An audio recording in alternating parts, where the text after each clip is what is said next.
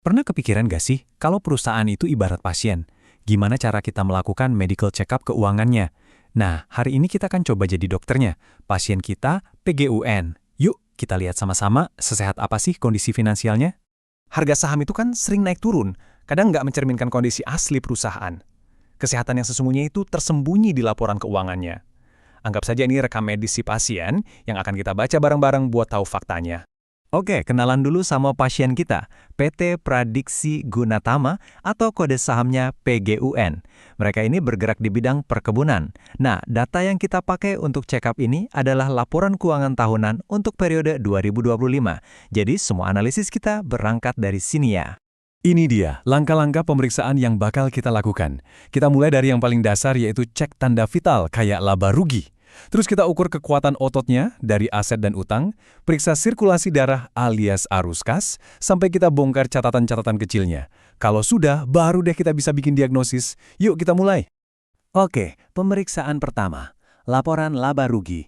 Ini kayak kita lagi ngecek denyut nadi dan tekanan darah perusahaan. Apakah jantung bisnisnya berdetak kencang karena tumbuh atau malah lesu? Pertama, kita lihat dari sisi penjualan atau pendapatan. Ada kenaikan nih dari 738 miliar rupiah di tahun 2024, naik jadi 792 miliar di 2025. Ini sinyal awal yang bagus. Artinya, permintaan terhadap produk mereka masih oke di pasar. Tapi coba lihat bagian intinya, laba bersih. Nah, di sini ceritanya jadi menarik banget. Laba bersihnya itu loncat dari cuma 79 miliar jadi 159 miliar rupiah. Ini bukan sekedar tumbuh, ini namanya melesat lebih dari 2 kali lipat. Betul, kenaikannya 101%. Wow, kalau cuma lihat dari tanda vital ini aja, pasien kita kelihatan bugar dan kuat banget. Tapi biasanya kan cerita yang terlalu bagus itu ada tapinya kan? Coba kita gali lebih dalam lagi. Selanjutnya, kita pindah ke neraca atau laporan posisi keuangan. Di sini kita mau ukur seberapa kokoh tulang dan otot perusahaan ini, seberapa kuat fondasi finansialnya. Lihat nih struktur modalnya, sehat banget. Bayangin, 76% lebih kekayaan perusahaan itu dibiayai oleh modal sendiri, alias ekuitas. Cuma sekitar 24% yang dari utang. Artinya, perusahaan ini berdiri di atas kakinya sendiri, bukan ditopang sama pinjaman. Dan yang lebih keren lagi, mereka bukan cuma punya utang sedikit, tapi juga aktif banget bayar utangnya. Coba lihat, total utang mereka turun lebih dari 200 miliar rupiah dalam setahun. Ini nunjukin manajemen yang super disiplin. Sampai sini, rekam medisnya kelihatan bersih dan kinclong ya. Nah, sekarang kita masuk ke bagian yang paling krusial, yang seringkali jadi penentu. Laporan arus kas. Kalau laba itu ibarat napas, maka arus kas itu adalah sirkulasi darahnya. Tanpa aliran kas yang sehat, perusahaan sebagus apapun nggak akan bisa bertahan lama. Gampangnya, ada 3 jalur utama aliran uang ini. Pertama, dari operasi. Ini uang dari kegiatan bisnis sehari-hari. Kedua, investasi. Uang buat beli aset kayak pabrik atau mesin. Ketiga, pendanaan. Uang dari pinjaman atau dari setoran investor. Kita mau fokus yang paling penting, operasi.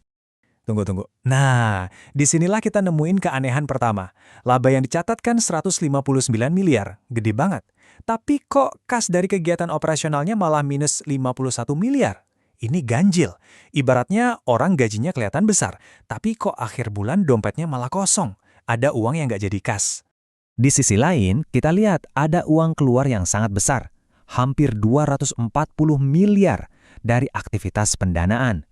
Nah, ini sih nyambung dengan temuan kita tadi. Artinya, mereka memang lagi getol banget melunasi utang-utangnya.